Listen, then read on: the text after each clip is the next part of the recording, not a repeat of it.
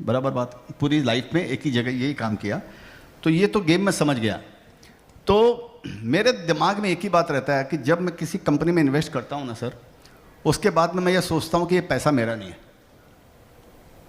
इस कंपनी में जो मैं इन्वेस्ट किया वो पैसा मेरा नहीं है। मेरा दो कोट है, your investment belongs to the market, your profit belongs to you. Your demat statement belongs to the market, your bank statement belongs to you.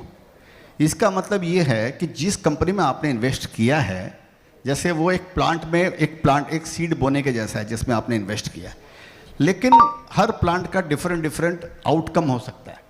Input same हो सकता है लेकिन आउटपुट डिफरेंट हो सकता है। तो ये अपने हाथ में नहीं है, ये मार्केट के हाथ के अंदर है। तो गीता हमको ये सिखाती है, जो चीज़ आपके हाथ में है ही नहीं उसके बारे में चिंता करके करोगे क्या। तो इस बोलकर मैं रिलीजियसली इस बात को फॉलो करता हूं कि वो मेरे हाथ में नहीं है। कल कुछ और डायनेमिक्स चेंज हो जाएगा, कल कुछ और मैट्रिक्स चेंज हो जाएगा।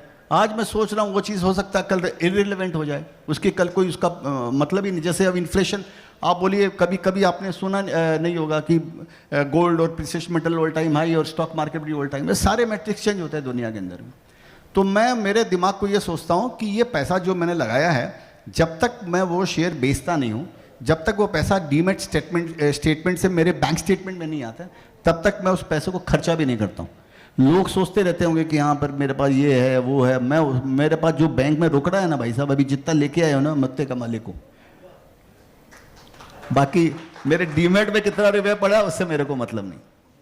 तो मैंने एक जगह ये भी बोला कि वो तो सिंपल एक ही बात है कि मेरे पास यही है कि वो आप अपना उसको मत समझिए उसको पैसे को, और ये रोज का धंधा आपका, रोज का एक काम है। इसके अंदर में आप अगर रोज उतार चढ़ाव आप करोगे तो फिर बाजार में जीत जाओगे तो ब्लड प्रेशर से मर जाओगे। तो purpose of life is to be happy, it is not tension लेकर रात को सोने का। तो वो प्रैक्टिस से आएगा, वो प्रैक्टिस से आएगा, और आप ये प्रैक्टिस करोगे तो आस्ते आस्ते प्रैक्टिस से आएगा। तो वही प्रैक्टिस से। नाउ पेशेंस का कितना बड़ा रोल है इन्वेस्टिंग मार्केट में? नहीं, पेशेंस तो दोनों तरफ से। जब मैं इन्वेस्ट करता हूं तो मेरे को कितना तक पेशेंस, मैं एक शेयर जब बढ़ना शुरू हुआ तो किस हद तक पेशेंस रखना चाहिए, और जब गिरना स्टार्ट हुआ तो कितना पेशेंस रखना चाहिए, निकल जाना चाहिए, या शेयर खरीदने से पहले कितना पेशेंस का रोल होता है? देखिए सर, एक बात समझ लीजिए, वो बचपन में पढ़ा था, धीरे धीरे रे मना धीरे सब कुछ होए, माली सींचे सो गड़ा ऋतु आए फल होए। ये सिंपल पूरे लाइफ का सिद्धांत है कि आपके सोचने से काम नहीं होने वाला है, आपका काम है करना। उसका रिटर्न कैसे क्या आएगा वो आपके हाथ में नहीं है। और ये शेयर बाजार में एक बात और समझ लीजिए सर, मेरा एक कोट है कि chase the story behind the stock, not money on the table. Money will make you rich but story will make you wealthy. So दोनों चीज़ों में डिफरेंस है सर। पैसा कमाने और वेल्थ कमाना, दोनों चीज़ के अंदर में डिफरेंस है। अगर आपको वेल्थ अगर आपको कमाना है तो पेशेंस यहाँ पर रखना पड़ेगा।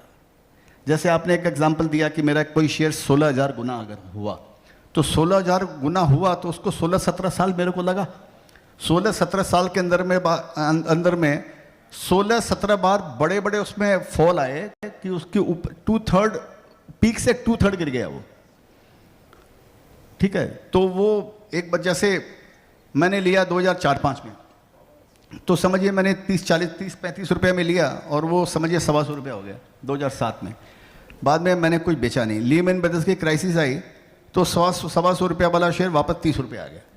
तो मेरा 5 साल का मेहनत आप सोच लीजिए, 5 साल की जो मेरी प्रतीक्षा थी या 5 साल का जो मेरा एस्पिरेशन था, ड्रीम था, जो भी था, वो पानी में आ गया। कोई शेयर वापस 30 रुपये आ गया। मैंने फिर भी कुछ नहीं बेचा उस शेयर्स को। अब उसके बाद में वो शेयर्स फिर 2014-13 में फिर वहाँ से वापस 125-150 आया। फिर वो 2013 में फिर मंदी आई और तब तक वो 400-500 आ गया था। फिर वो मंदी आई, फिर वो 125 रुपये आ गया। मैंने वहाँ भी कुछ नहीं किया। उसके बाद में फिर वो 4200 रुपया हो गया, 4200 वाला 1200 हो गया, 1200 वाला कोविड में 6200 हो गया। कोविड के पहले उसके कोविड के बाद में 1800 रुपये आ गया। इन बिटवीन इसमें बोनस आ गई, फिर वो 8,200 रुपया हो गया अभी लास्ट ईयर। और वो 1-to-1 बोनस के बाद में मैंने 16,400 रुपया हुआ एक्चुअली, क्योंकि मेरे शेयर डबल हो गए तो वैल्यू आप बढ़ा देंगे, तो 16,400 हो गया।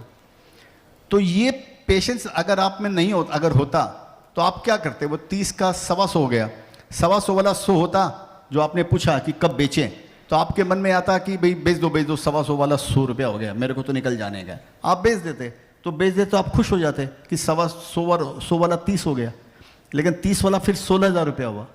तो chase the story behind the stock, not money on the table. तो आप वो बड़ी स्टोरी मिस कर देते। तो ये आपको KYS में आता है। आपको पहले समझने का है किसी भी शेयर्स को लेने के पहले कि आपको इसमें जो अंडरलाइंग प्रोडक्ट है, आपको कितने साल की स्टोरी लगती है। आपको 5 साल की लगती है या 20 साल की लगती है या 10 साल की लगती है। पहले आपको वो फिक्स करने का है।